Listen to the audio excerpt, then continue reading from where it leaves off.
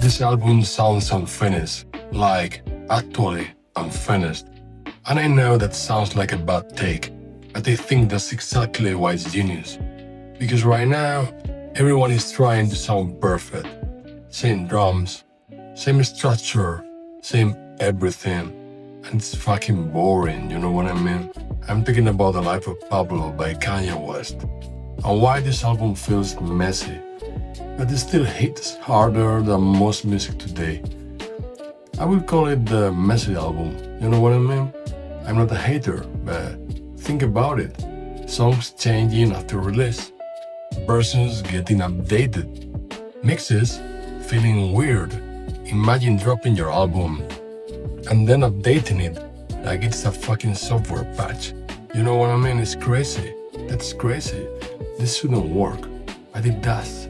That's the lesson. This wasn't just an album, it was a living project. It was, real. Because Kanye, look at where Kanye was mentally at that time.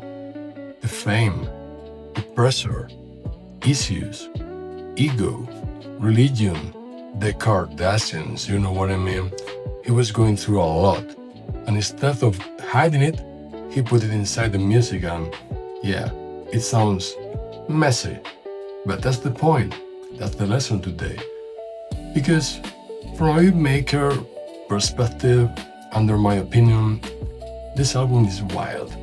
Some of these beats feel like, they shouldn't work. Weird transitions, rough samples, minimal drums, but why is this good? Because it hits every single time. Listen up to it tonight.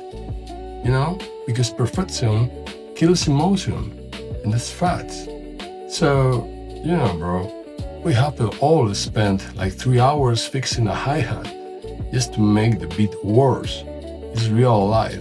It's facts. It happens to me every single day. Don't lie. This album is the opposite of that. If you check it out like a message for artists, most of us don't get this. You don't need to sound perfect. You don't need to sound like perfection. You need to sound real enough for someone to feel you. Because nobody connects with perfection. They connect with the moments. And this album is full of those. Check it out. It's messy. It's random. Sometimes it's noisy, weird, but it's human.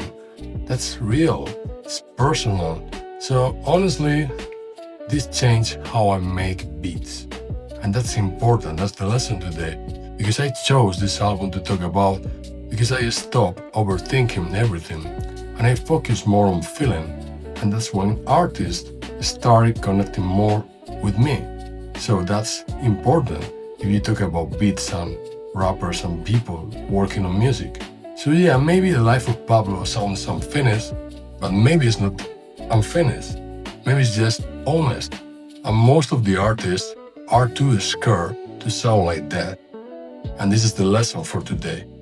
See you soon, and I will continue talking about music, beats, production. I hope to see you later. Bye.